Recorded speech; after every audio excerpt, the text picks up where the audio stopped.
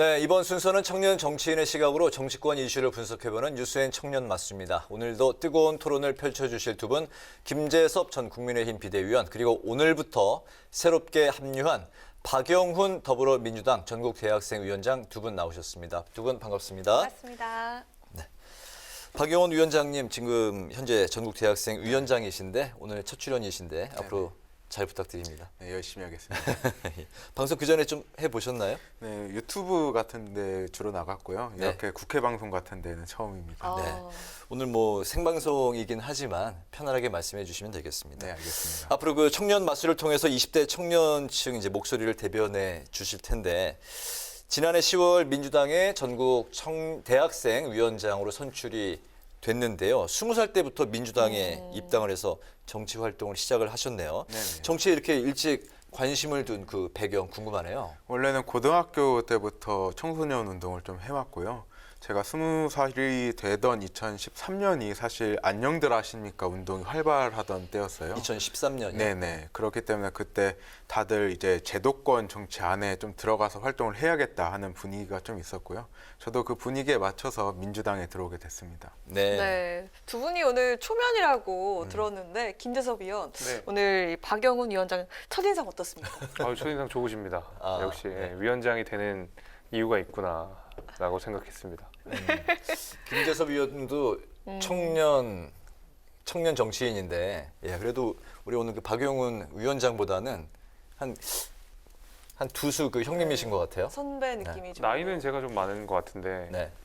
정당 활동 훨씬 더 오래 하셨기 때문에 저는 네. 이제 정당 가입한 지가 지난해 총선에 공천을 받으면서 그 전에 공천 심사를 받으면서 당원 가입을 했기 때문에 한 1년 반 정도 된 거죠. 그러니까 길지 않았고요. 근데 우리 저 위원장님께서는 한 10년 정도의 정당 경력이 있으니까 정치로는 선배죠. 앞으로 두 분의 그 뜨거운 토론과 또 이게 방송의 좋은 합도 기대하겠습니다. 알겠습니다. 네, 이 박영훈 위원장께도 잠깐 첫인상 한번 여쭤봐도 네. 될까요? 김재섭 당협위원장님이시더라고요. 한 지역의 우리 당원분들도 이렇게 케어하시고 국회의원 선거에 실질적으로 이렇게 나서시는 분이기 때문에 저보다는 사실 당직이나 이런 경험이나 시야 측면에서 굉장히 높은 수준이라고 생각을 하고요. 굉장히 젠틀하게 이렇게 외모를 가지고 계셔가지고 외모를. 네. 청년 정치계에서는 스타입니까? 스타가 될 운명을 갖고 있죠. 어머, 예. 어쨌든 네. 뭐 오늘 첫 방송 분위기가 좋네요. 시작부터 예. 훈훈합니다. 본격적인 이야기로 들어가 보겠습니다. 윤석열 전 검찰총장이 오늘 국민의힘 대선 후보로 최종 확정이 됐습니다. 이제 내년 대선을 위한 본선 레이스 막이 올랐는데요. 우선 윤석열 후보의 대선 후보 수락연설 주요 발언 먼저 듣고 자세한 이야기 나눠보겠습니다.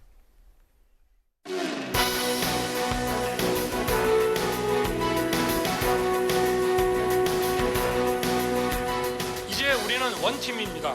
여러분과 함께 반드시 정권 교체를 이루겠습니다. 저희 경선 승리를 이 정권은 매우 두려워하고 뼈아파할 것입니다. 조국의 위선, 추미애의 오만을 무너뜨린 공정의 상징이기 때문입니다. 문재인 정권의 정당성을 무너뜨리는 치명적인 아픔이기 때문입니다. 이번 대선은 상식의 윤석열과 비상식의 이재명과의 싸움입니다. 새로운 대한민국을 반드시 만들겠습니다. 47.85%의 득표율로 윤석열 후보가 제1야당 대선 후보로 이제 선출이 됐는데 2위 홍준표 후보와 격차가 6.35%포인트였어요. 당내에서는 사전에 윤 후보가 최종 후보로 선출될 걸로 예상을 했는지 그리고 이 정도 격차도 예상을 하셨는지 궁금하고 윤석열 후보의 가장 큰 승리 요인까지 궁금합니다. 일단 당내에서는 조금 이견들이 있었죠. 아무래도 홍준표 후보의 막판 상승세가 상당히 강했고, 네. 그런 이제 여론조사에서는 사실상 이제 윤석열 후보보다 우위에 있는 모습들을 보여줬기 때문에 홍준표 후보가 막판에 역전을 하지 않을까라는 생각들이 있어서 사실 좀 반반 정도 갈렸던 것 같습니다. 그럼에도 불구하고 조금 더 윤석열 후보의 승리를 점쳤던 분들이 많은 것 같은데 그 이유라고 하면은 앞선 이제 윤석열 후보가 수락연설에서 이야기했던 것처럼 결국 지금 이 정권 교체 여론이 사실 50% 이상, 과반 이상이 있고 말하자면 이제 방문 정서 내지는 이제 문재인 정부에 대한 심판 여론들이 높다는 것인데 그것을 가장 잘 상징하는 사람이 사실 윤석열 후보 아니겠습니까? 그런 면에서 아마 당원들이 특히 국민의힘의 당원분들과 보수 지지층 분들이 윤석열 후보에게 힘을 좀 실어준 것 같습니다. 그 상징성이 있을 것이고 본선 가서 이재명 후보를 이길 수 있는 적임자라는 아마 판단이 있었기 때문에 이렇게 막판에 또 이렇게 표가 결집되면서 윤석열 후보가 최종 승자로 결정되지 않았나 그렇게 보고 있습니다. 예상대로 된 건가요? 저는 윤석열 후보의 승리를 점쳤습니다. 사실 거의 다른 방송에도 얘기했지만 퍼센테이지까지 거의 맞췄기 때문에. 어, 이 그러셨어요? 격차까지도? 네. 아, 예. 그래서 지금 청년 정치계의 스타인가 보네요. 운명입니다. 운명인가요? 네. 그리고 이제 박영훈 위원장님께도 이제 질문을 드리겠습니다. 이재명 후보의 이제 대항마로 윤석열 후보가 이제 최종 결정이 됐습니다. 윤 후보의 경쟁력, 이재명 후보의 대항마로서 어떻게 보십니까? 저는 사실 윤석열 후보나 홍준표 후보나 어떤 분이든 상관이 없다고 생각했는데요. 많은 분들이 이렇게 평가하시는 것 같아요. 과거에는 문재인 정부와 이렇게 대립각을 세우면서 투사의 이미지가 있었다면은 이제는 고발 사주 의혹이 불거지면서 권력을 사유화했다 이런 이미지 때문에 많이 희석됐다고 생각하고 윤석열 후보가 민주당이 아닌 국민의힘에 한 4개월 정도 됐잖아요. 그동안 뭐 120시간 동안 일할 수 있다, 뭐 왕자를 손에 쓰기도 하고 다양한 전두환이 정치를 잘했다 옹호하는 발언을 통해서 국민 여러분들께서 많이 실망하신 것 같아요. 이렇게 보는데 실수 제조기라는 별명까지 생겼더라고요.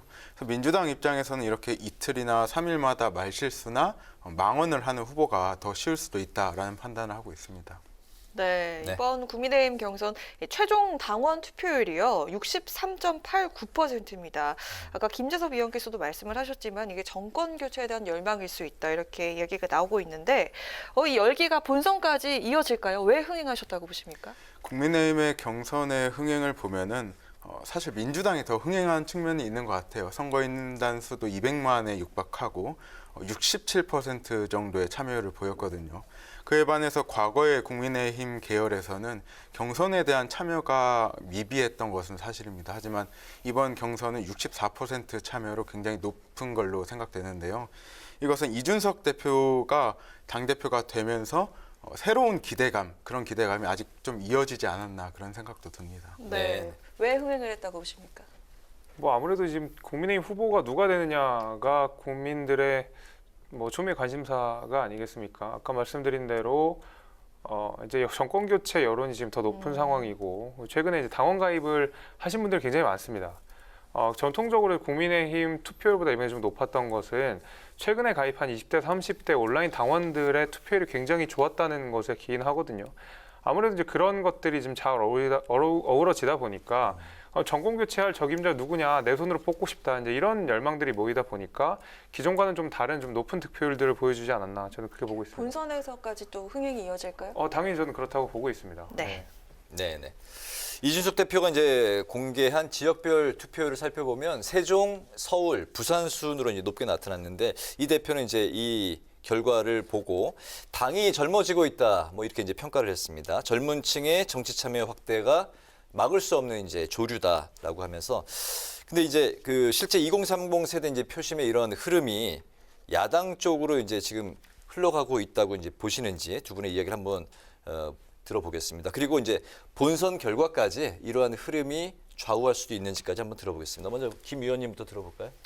그렇죠. 이제 20대, 30대 표심이 국민의힘을 향하고 있다는 것은 꽤 오래된 이야기입니다. 2019년에 이제 소위 말하는 조국 사태가 벌어진 이후에 젊은 세대들이 민주당에 대한 기대를 상당 부분 저버리고 당시 이제 부동층으로 한동안 많이 남아 있었거든요. 아직까지도 20대 부동층이 많습니다. 국민의힘 지지자나 민주당 지지자보다 네. 부동층이 더 많은 상태고 사실 민주당에 대한 실망 때문에라도 국민의힘으로 많이 오신 것 같아요. 그래서 20대, 30대 표심은 그런 사건도 분명히 있었고 최근에 나온 여론조사라든지 아니면 지난 총선, 그 지지난 우리가 이제 미래통합당 그 전에 이제 뭐 자유한국당 내지는 뭐 새로운 보수당 이 보수 계열에 대한 지지도가 20대 30대 남성들의 굉장히 유의미하게 계속 높은 수치로 나왔었거든요. 이제 그런 것들이 아마 이제 국민의힘이라고 어느 정도 체계가 갖춰진 정당으로 발돋움을 하면서 그 지지세들이 좀 모였다고 생각을 하기 때문에 20대 30대 지지율은 확실히 국민의힘이 더 높다라고 단정적으로 말할 수가 있을 것 같고요. 네, 말씀드린 대로 이것이 이제 본선 결과를 좌우할 수가 있을 것 같은데. 실제로 많은 모수를 차지하고 있는 것은 50대 이상입니다. 50대 이상이 이 투표자 수는 절대적으로 많지만 우리 전통적으로 역사적으로 개표 결과들을 좀 보게 되면 20대, 30대가 지지했던 후보들이 50대, 60대의 투표율이나 50대, 60대의 지지율들을 일정 부분 추동하는 결과들이 상당히 있었거든요. 그러니까 미래를 위한 대통령이다 내지는 미래 세대를 위해서 일할 대통령이다라는 이미지를 가지고 있기 때문에 아무래도 젊은 세대의 지지를 받는 대통령 후보들이 당선되는 결과들이 많았었는데 네. 그런 것 때문이라도 아까 20대, 30대의 지지율이 국민의힘에 많이 향하고 있다라는 그 현상이 이어져서 아마 본선에서도 그것이 유의미하게 영향이 있지 않을까 싶습니다. 네, 실제 30대이고 그리고 이제 20대신데 우리 저기 김재섭 위원의 그 말씀에 동의하십니까? 저는 동의하지 않는 부분이 좀 많고요. 국민의힘의 20대, 30대가 많이 지지한다고 하는데 국민의힘에 지지하는 게 아니고 특정 인물에 지지하는 거라고 저는 보고 있거든요. 이준석에게 지지했다가 이제는 홍준표에게 지지해서 실제로 여론조사를 보면은 윤석열 후보를 지지하는 20대는 3%예요. 그리고 30대가 9% 그리고 40대가 9%로 나와서 398 후보라고 별명을 얻기도 했거든요. 네. 근데 실제로 윤석열 후보와 이재명 후보의 양자 대결에서는 20대가 이재명과 윤석열이 27%와 6%로 별 차이가 없었는데 30대에서는 44%와 21% 그리고 40대에서는 54%와 20%로 더블 스코어 이상 차이 나고 있습니다. 이 결과를 볼 때 20대, 30대의 국민의힘 지지는 단순히 밈이었다. 홍준표에 대한 밈이었다고 볼 수밖에 없고 정말 국민의힘의 20대, 30대, 40대까지 이렇게 지지를 표명했으면은 이 지지율이 온전히 윤석열 후보에게 갔어야 되는데 그렇지 않다는 것도 반증의 요소가 될 수 있겠고요. 과거 사례를 보면은 20대, 30대가 이재명 후보를 굉장히 열렬하게 지지했었거든요. 그 이유를 보면은 계곡정비 이런 한 가지 사안에 대해서 20대, 30대가 평가를 했던 거예요. 그래서 결국 보면 20대는 한 가지 정당, 한 곳의 정당을 지지하지 않는다. 후보를 보거나 정책을 보거나 그런 특정 정치 세력을 대변하지는 않는 걸로 저는 평가하고 있습니다. 그럼 2030이 내년 대선에 큰 역할, 큰 변수가 될 것이다라는 거에는 동의하십니까? 큰 변수가 될 가능성이 높은데요. 다시 민주당에게 득이 되는 변수로 작용할 거라고 생각합니다. 네, 알겠습니다. 네. 이 민주당도 그렇고 국민의힘도 그렇고 경선 과정을 거치면서 후보 간의 신경전의 후유증이 커졌습니다. 뭐 청년들의 용어로는 소위 팀킬이 이루어졌다 이런 말도 나오고 있는데요. 이제 민주당이 먼저 원팀 선대위를 구성했고 이제 국민의힘도 선대위를 구성하게 될 텐데 머리로는 되는데 가슴으로 안 되는 그런 상황입니다. 여야 모두 화학적인 결합이 가능할지 어떻게 예상을 하십니까? 저희 민주당은 좀 오래 걸리긴 했습니다. 한 2주 정도 걸렸는데 이미 원팀 선대위가 꾸려졌고요. 네. 저는 얼마 전 선대위 출범식이었죠. 출범식에서 이낙연 대표님의 연설 중에 감명받은 부분이 있었는데요. 이낙연 대표님께서는 민주당은 민주당만의 전통이 있다. 우리가 경쟁할 때는 경쟁할 때라도 하나가 될 때는 하나가 되는 그런 문화가 있다. 그래서 이재명이 민주당이고 민주당이 이재명이다라는 발언을 하셨거든요. 네. 선대위에도 실제로 1차, 2차를 통해서 이낙연 캠프 그리고 정세균 캠프에 가셨던 분들이 먼저 이렇게 배치가 되셨어요. 이것은 원팀의 기조에 아주 정확히 들어맞는 그런 상황이라고 보고요. 국민의힘은 오늘 경선이 끝났지만은 홍준표 의원이 굉장히 의미심장한 말을 했다고 저는 생각해요.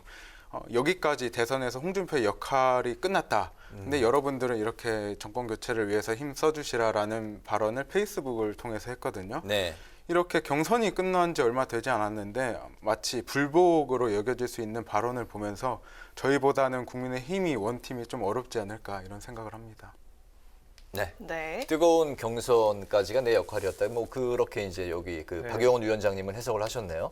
박 위원장님의 희망사항들이 많이 반영이 되는 말씀들을 많이 하시는 것 같은데 사실 이제 이재명 후보가 민주당의 후보로 결정이 되었죠. 새로 나온 후보가 현직 같은 당 대통령보다 지지율이 낮은 경우는 거의 없었습니다. 굉장히 이례적인 상황이기 때문에 네. 그 배경에 사실 20대 30대가 이재명 후보를 지지하지 않는다는 것에 상당 부분 기인을 하고요. 아까 전에 이제 원팀 말씀을 하셨는데 홍준표 후보는 뭐 본인의 말씀을 분명히 잘 하신 것 같아요. 근데 이낙연 후보와 이낙연 후보 캠프의 이야기를 좀 들어보면 공동선대위원장이 서른 의원 계시잖아요. 서른 의원께서는 일단 뭐 면전 앞에서 이재명 후보를 비판한 바가 있었고 공동선대위원장으로 임명되기 전후로 2주간 뭐 남미 출장을 간다든지 아직까지도 앙금이 남아있는 상황인데 홍준표 후보의 아까 메시지 그 이후에 뒤에 나온 메시지까지 이제 확인을 해보시면 어쨌든 자기는 정권 교체를 위해서 모든 노력을 다하겠다라고 말씀을 하셨고 애초에 지지자들 사이에서도 이번 목적은 예를 들면 뭐 홍준표가 돼야 된다, 뭐 윤석열이 돼야 된다라는 것도 분명히 있었지만은 국민의힘이 돼야 된다라는 여론들이 강했거든요.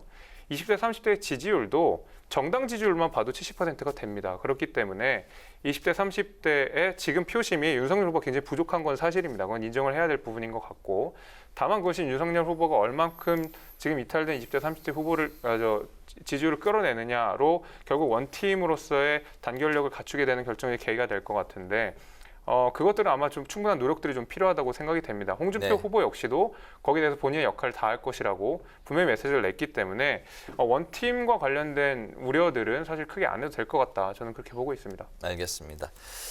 이재명 후보와 이제 윤석열 후보가 이제 최종 후보가 됐는데 이제 대선 내내 대선이 끝날 때까지 이 후보에게는 대장동 관련 의혹 그리고 이제 윤 후보에게는 고발 사주 의혹이 끝까지 이제 따라다닐 것 같습니다. 둘 중에 어떤 이슈가 더 파급력이 클 것으로 보이는지 먼저 김재섭 의원의 의견부터 들어보겠습니다. 둘 다 큰 이슈죠. 아까 말씀드린 대로 이것이 사실로 밝혀지면 고발 사주 역시도 검찰을 사유했다는 비판을 받을 수가 있는 것이고 근데 결국 이제 지금까지 드러난 수사 결과를 좀 봐야 될 것 같습니다.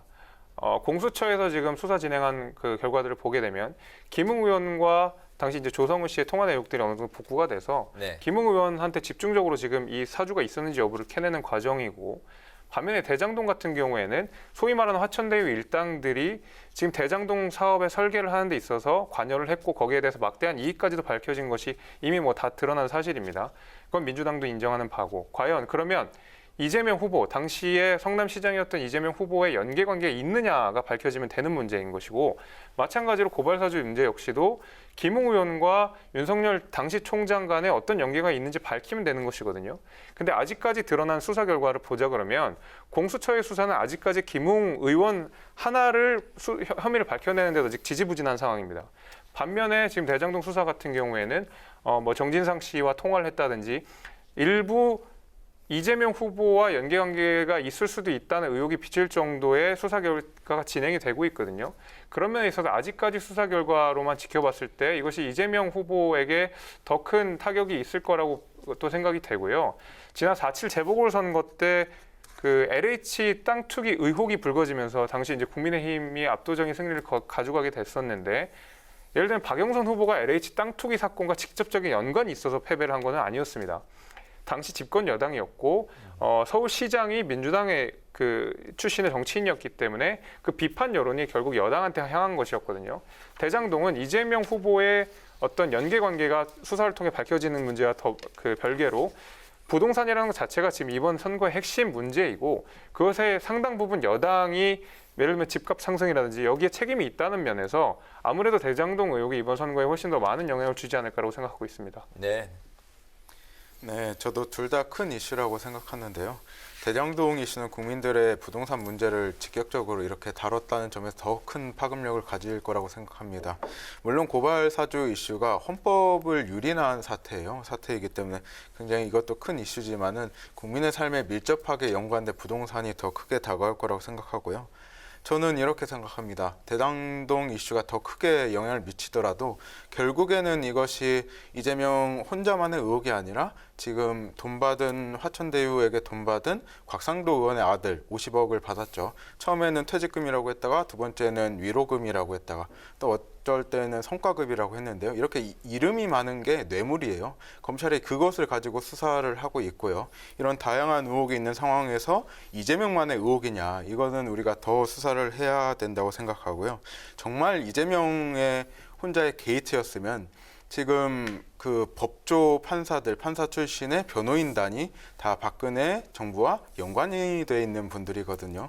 정말 이재명 경기도지사가 당시 성남시장이 자원봉사자가 아니었다면 이분들에게 돈을 나눠줄 이유가 있었을까 하는 합리적인 의심이 되고요. 물론 당시 성남의 시장이었기 때문에 이동규의 비리, 일탈이라고 지금 의혹이 제기되고 있는데 이것에 대해서 관리하지 못한 도의적인 책임은 져야겠죠. 하지만 이게 여기서 더 나가서 이재명까지 연루되었다. 이렇게 확산되는 것은 우리 아직 검찰 수사도 마무리되지 않았기 때문에 좀 조심스럽게 다뤄야 된다고 생각합니다. 알겠습니다. 오늘 이게 청년 마수 이제 마칠 시간이 됐는데요. 오늘은 20대 대통령 선거를 4개월 앞둔 시점에서 민주당 이재명 후보, 국민의힘 윤석열 후보로 확정돼서 본격화된 20대 대선 전국을 중심으로 살펴봤습니다. 지금까지 박영훈 더불어민주당 전국대학생위원장, 김재섭 전 국민의힘 비대위원과 함께했습니다. 오늘 두 분 말씀 잘 들었습니다. 고맙습니다. 감사합니다.